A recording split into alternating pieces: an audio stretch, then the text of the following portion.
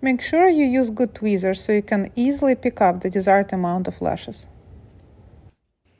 From first day, you can easily do 4 to 6D volume.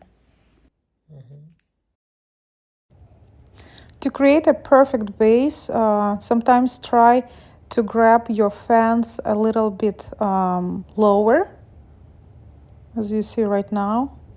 Rotate again, grab a little bit lower, and peel it off.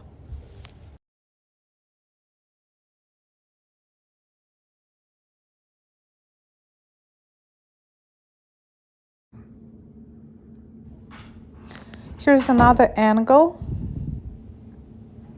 Here I took 5.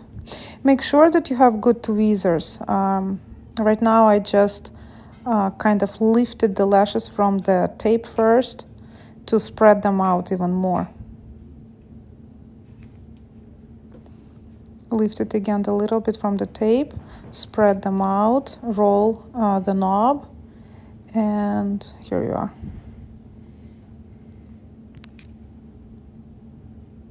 Spread them out again, close your tweezers, and here's 7.